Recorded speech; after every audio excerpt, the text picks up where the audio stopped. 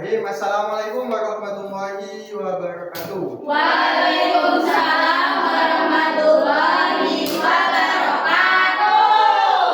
Oke, selamat siang. Gimana kabarnya anak-anak? Alhamdulillah luar biasa. Oh, kelihatannya semangat banget ya. Hari ini kita akan bertemu lagi dengan mata pelajaran yang sangat menyenangkan. Kalau sangat menyenangkan berarti pelajarannya apa? MTK. Oh iya, matematika. M-nya itu menyenangkan ya. Nah, hari ini kita akan belajar ilmu yang paling menyenangkan matematika mengenai kuartil data kelompok. Nah, sebelum kita mulai pembelajaran, di sini masuk semua siswanya? Ya, Oh, berarti kalian semangat banget nih untuk mengikuti pelajaran kita pada kali ini.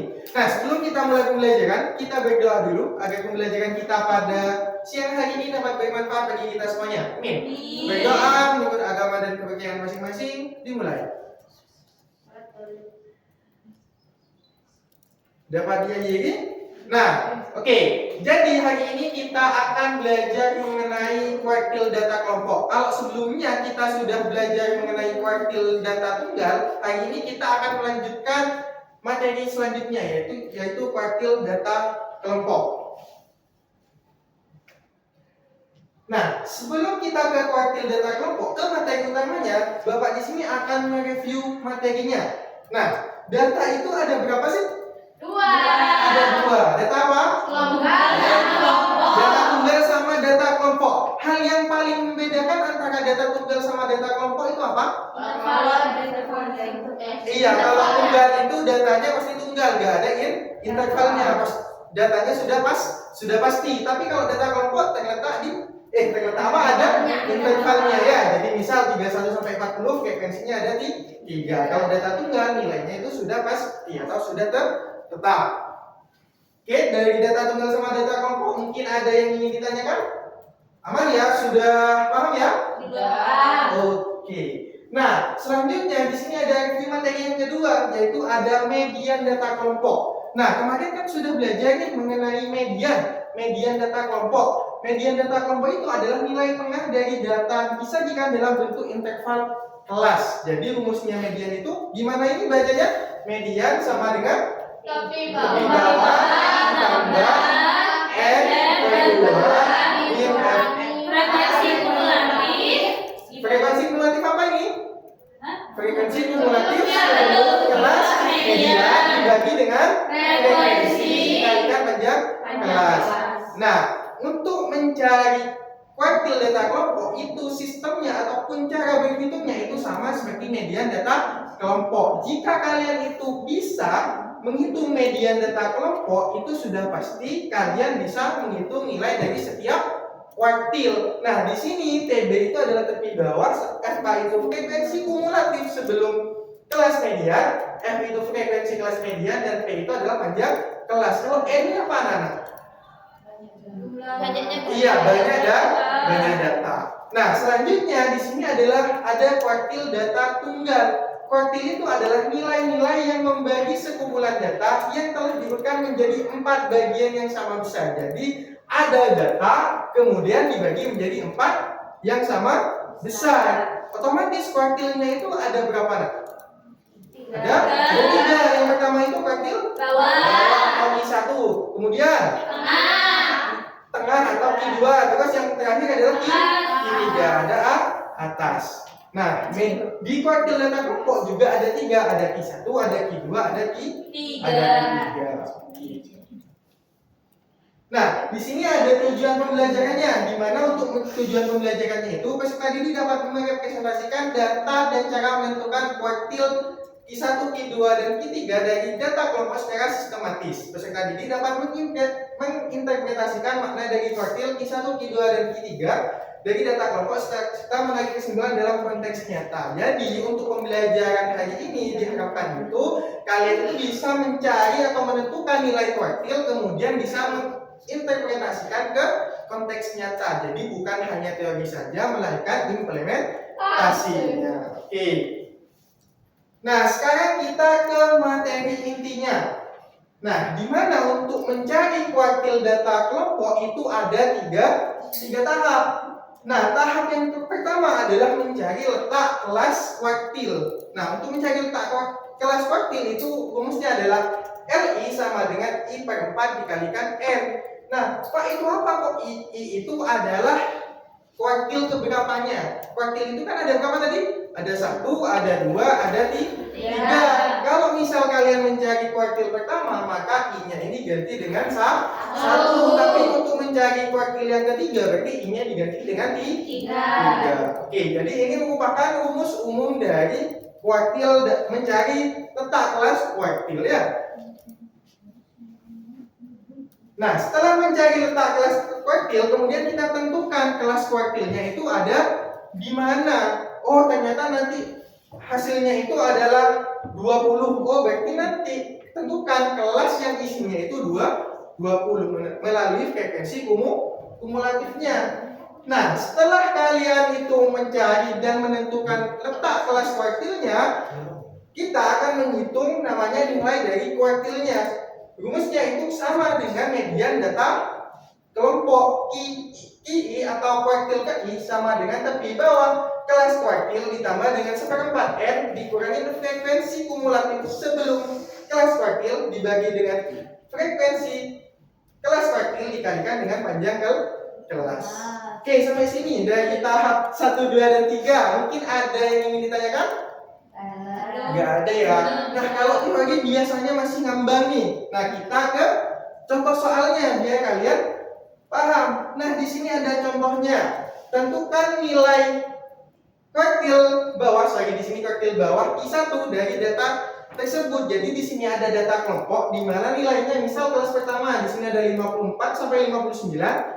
Kemudian frekuensinya 8, kemudian frekuensi kumulatifnya 8. Oh iya, sebelumnya tak tanya. Ini kok bisa 18 ya? Dari mana frekuensi kumulatifnya? Iya, 8 ditambah 10. Berarti kalau 48 itu 8 ditambah 10 ditambah 2. Oke. Nah, langkah pertama tentunya kita akan mencari letak kelas kuartil. Oh, ternyata letak kelas kuartil ini kan yang ditanya adalah Q1 nih. Berarti L1 itu sama dengan I-nya diganti 1, jadinya 1/4 dikalikan 80. Oh, ternyata datanya itu sama dengan data ke 20. Nah, setelah mencari letak kelas kuartil, kita akan gimana langkah selanjutnya? Menentukan menentukan kelas kuartil. Kira-kira letak kelas kuartilnya di mana sih?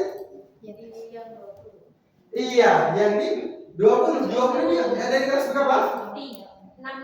66 sampai 71. Iya, 66 sampai 71. Oh, ternyata kuartil bawah terletak di kelas ketiga. Atau bisa dilihat ini yang warna kuning. Berarti intervalnya itu 66 sampai 71. Oke. Nah, setelah kita mencari dan menentukan letak kelas kuartil, kita akan menghitung nilai dari kuartilnya. Nah, menghitungnya gimana? Menghitungnya adalah menggunakan rumus ini. I sama dengan TB bla bla bla sampai kali P.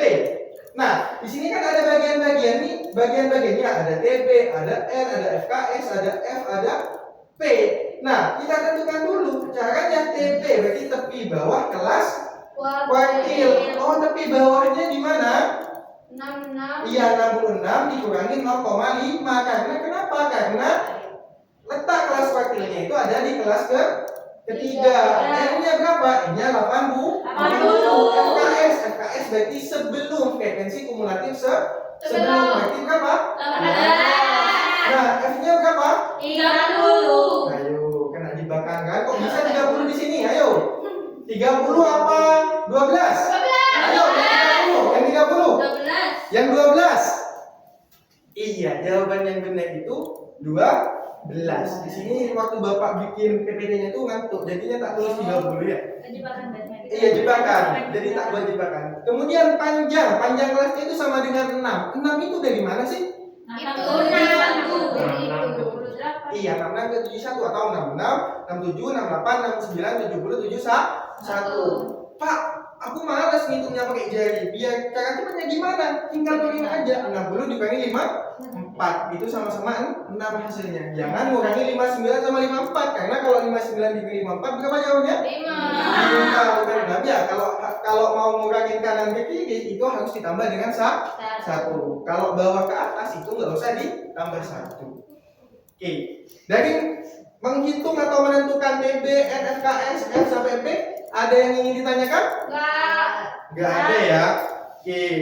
Nah, selanjutnya kita ke masuk intinya. Inti dari segala inti yaitu menentukan atau menghitung nilai dari kuartilnya.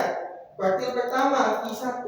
Nah, di sini kita gampang aja karena kita sudah punya bahan-bahannya, otomatis kita gampang untuk mencari nilainya. Kita tinggal substitusikan nilainya dari TB, N, FKS, F ke P. Nah, di sini kan TB-nya sudah ketemu 65,5. Kemudian 1/4 kan karena di sini yang ditanya adalah kuartil bawah, maka di sini I-nya diganti dengan 1. 1/4 dikalikan 80 min 18 karena di sini frekuensi kumulatif sebelumnya itu ada 18 dibagi dengan 12 dikalikan dengan 6. Nah, sampai diperoleh nanti hasilnya I1-nya itu adalah 66,5. Nah, tadi letak kelas kuartilnya itu ada di mana? Anak-anak, kelas berapa?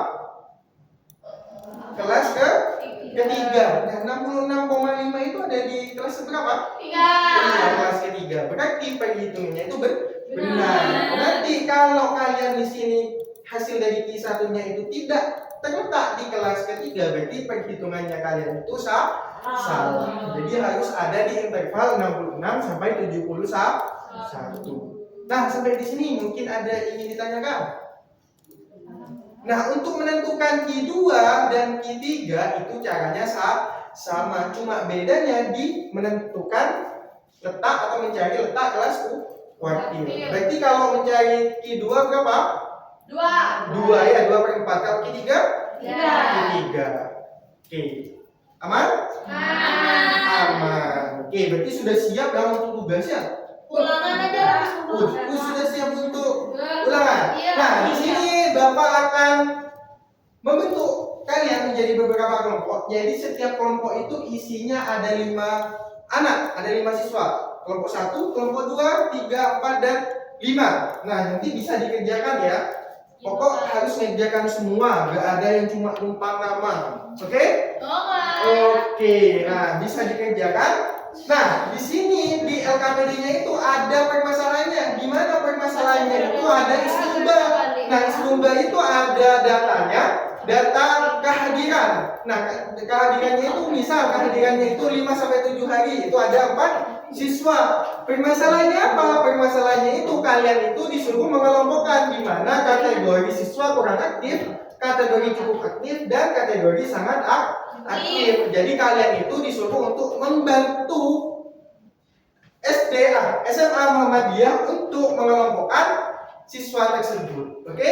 Ada yang sudah? Sudah. Oh, kayaknya kelompok 2 ini yang sangat aktif ini. Coba kelompok 2 perwakilan maju, 1 anak atau 2 anak untuk presentasi di depan.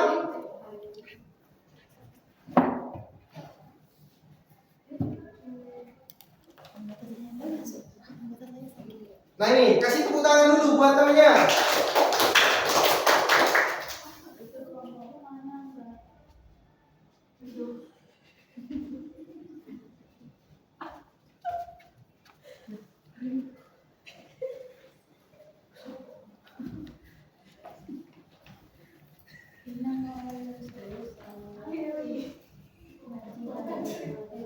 Ayo coba dipresentasikan hasil kerjanya ke teman-temannya.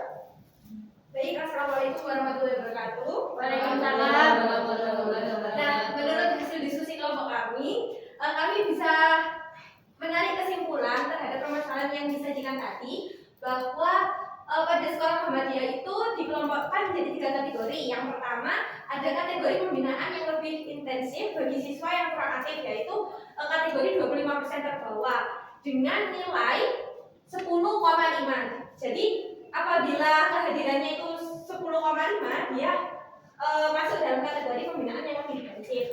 Kemudian pada kategori cukup aktif, yaitu 50% pada interval 50%, yaitu antara 10,5 sampai ke interval 16. Kemudian yang terakhir kategori sangat aktif 25% teratas itu kehadirannya lebih dari sama dengan 16. Oke, gimana teman-teman atau anak-anak semua? Jawabannya sama apa tidak? Oke, tepuk tangan buat kita semuanya. Oke, terima kasih.